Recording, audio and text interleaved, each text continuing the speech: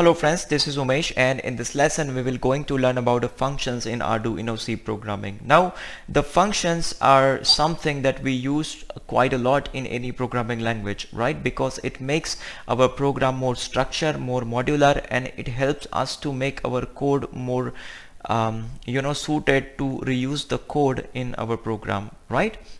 So you might not understand what I mean right now, but when we will going to write a couple of functions, and then I'm going to show you what the functions are capable of and how that makes a sense in our Arduino C programming, right?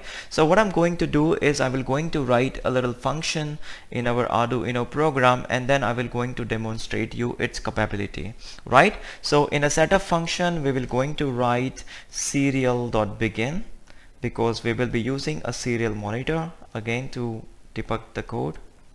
Okay, and then in the loop function we will not going to write anything, rather after loop function we will define a function, we will declare a function, right? So we will start defining a function by first specifying the type of function. So what type of functions we wish to write, and this time I will going to write void, because this will be a simple function that we will going to write which will print a text on a screen. Okay, so void, and then I will give a name to the function. Let's say welcome message. This is the name of my function. Make sure you give the name to the function which will be more meaningful, so the function name will resonate with what the function is mean for and what it does, right? And then in a bracket it takes the parameters. So in this case we will not be passing any parameter, and then in the curly braces we will going to write a block of code that we want to execute. So here we will going to write serial dot println, okay, new line, and we will going to say welcome to the world of functions. Okay, and then in a loop function we will going to call the function that we just written. Okay, so how you will going to use the function is you will going to copy the name of the function, okay, copy and paste wherever you want to use that function, okay, wherever you want this code to be, wherever you want to invoke this function, okay, or to use the function in our program. So in a loop function I will going to call this welcome message function, and of course a semicolon, and then we want to block the code execution, so this will go into infinite loop so that our program will stop at this line of code. Okay, so let me upload the code and see what I get.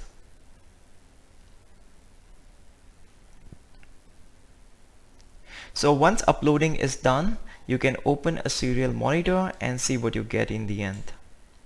Okay, let me make it small. Okay, and you see what we get is a welcome to the world of functions. Okay, so now you might be thinking like this doesn't make that much of the sense. You can write one line of code there in the loop function itself and can print the text that you want to print. But what if you have maybe 10 lines in the welcome message function instead of just a one line? Okay, then if you are not a crazy, then if you are crazy, then you will going to write that 10 lines everywhere whenever you want to print that 10 lines, right?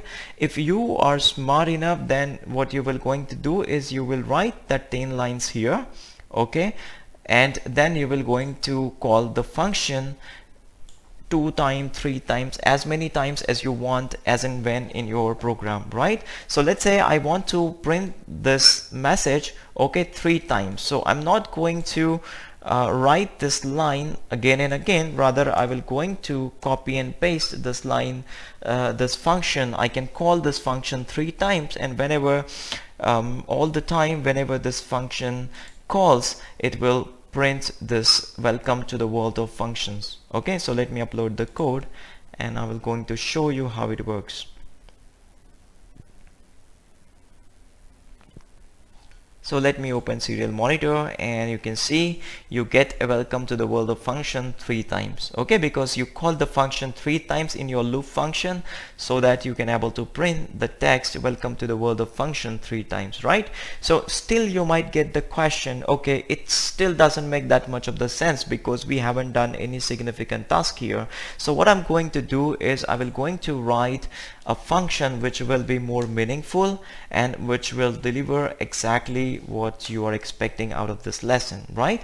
So what I'm going to do is I will going to create define a new function, declare a function, okay, and that function will calculate the maximum value between two integer value. Okay, so let's start writing the function. So first we have to define the type of a function. So this function I want to return me an integer value, so I will going to write integer, and then the name of the function, I will make the name of the function max value, okay, because it will going to calculate the maximum value for me. So I will going to make capital V because I usually follow the practice whenever I name the function. And then in a bracket we have to pass the parameters, and in the curly braces we will going to write the block of code or the logic that we want this function to be invoke or execute. Okay, so as I said, we will be calculating the maximum value between two integer values, so we have to pass the parameter which will be two integer value, right? So we have to define, like we have to pass a two integer value. So I'm going to make integer value 1. This is one variable that I want to pass, and then another one again integer, but the name is value 2. Okay, integer value 1 and integer value 2. So this parameters or the variable, these are just a placeholder for the value that we want to pass into this max value function. Okay, so you will going to understand this when I'm going to execute this code. Okay, and then in the max value function we will going to write the logic. So we will going to write if statement and we'll check.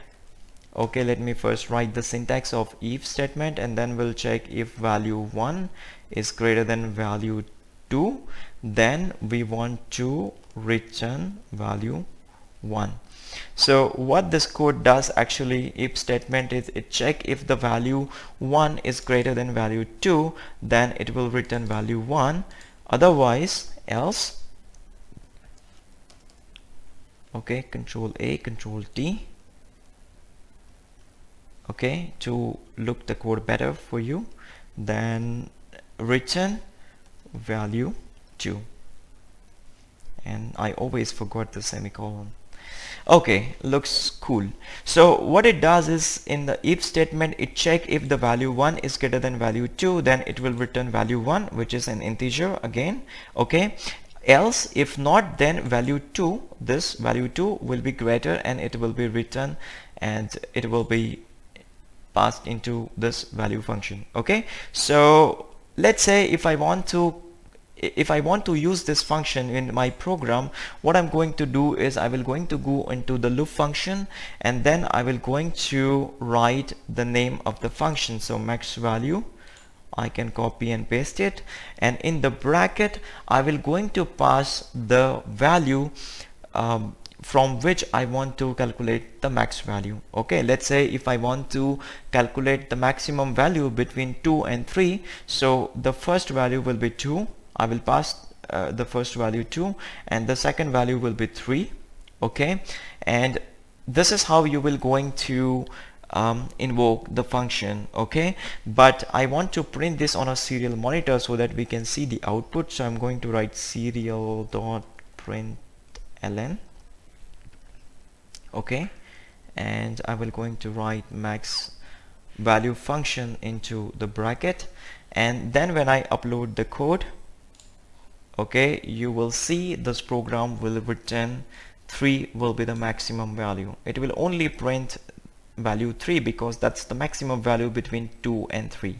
Okay, so done uploading. So let me open a serial monitor. okay, and you see the program returns 3.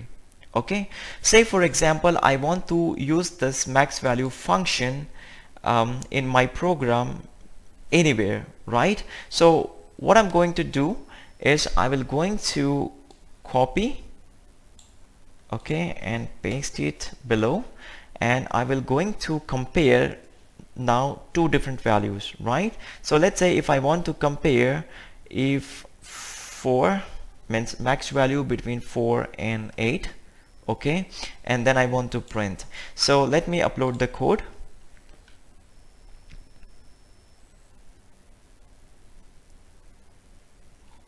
And open a serial monitor,